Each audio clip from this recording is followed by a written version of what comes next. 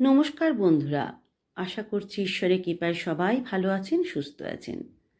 আপনি কি জানেন, দিনের শেষে ক্লান্ত শরীর নিয়ে সব কাজ শেষ করে যখন আপনি বিছানায় শুয়ে পড়েন, ঠিক সেই সময় মনে মনে যদি বলেন ওম নমঃ শিবায়, ওম নমঃ শিবায়, ওম নমঃ শিবায়, তাহলে আপনার জীবনে এমন কিছু পরিবর্তন ঘটতে পারে যা আপনি কল্পনাও করতে পারবেন না।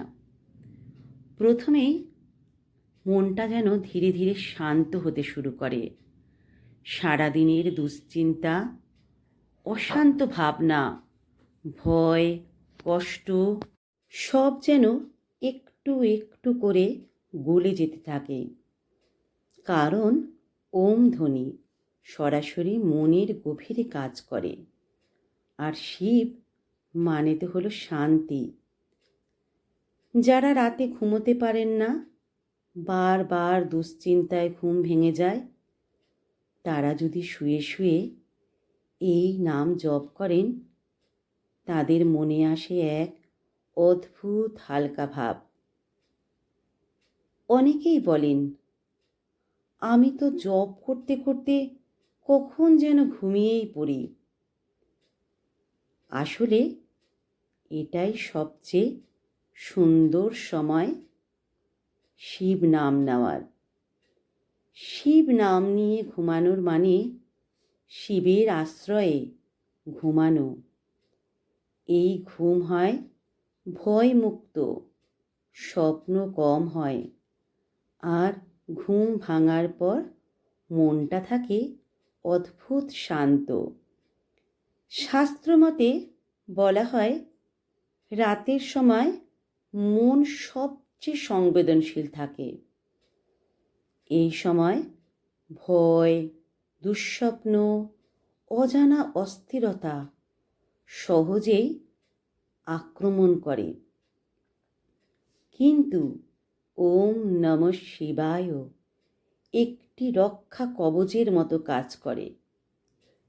যেন মহাদেব নিজেই পাশে বসে পাহারা দিচ্ছেন আপনাকে। আমরা অনেক সময় এমন সব কাজ করে থাকি যার জন্য নিজের কাছেই অপরাধ বোধ হয়। শিব হলেন ভোলানাথ, যিনি সহজেই সন্তুষ্ট হন। মন থেকে জপ করলে হৃদয়ের ভার হালকা হয়। নিজের সঙ্গে নিজের যুদ্ধ কমে যায়। রাতে শিব নাম নিয়ে ঘুমালে সকালে উঠেও মনটা যেন আলাদা থাকে একদম। অল্প কথায় রাগ আসে না, মনটা অকারণে ভারী লাগে না। অনেকেই লক্ষ্য করেছেন হয়তো, যেদিন রাতে ওম নমঃ শিবায় জপ করেন, সেদিন পরের দিনটা অন্য দিনের থেকে একটু ভালো যায়। জপ করার নিয়ম খুব সহজ। বিছানায় শুয়ে চোখ বন্ধ করে মুখে না বললেও চলবে।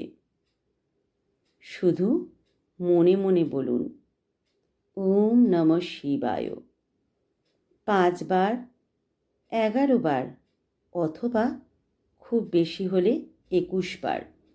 যতটা আপনার মন চায় ততটা বলুন। সবচেয়ে ভালো হয় ঘুম আসা পর্যন্ত জপ করলে। শেষে মনে মনে বলুন, হে মহাদেব, আমার ভুল, জানি না, ঠিক জানি না, শুধু তোমার নামটাই জানি।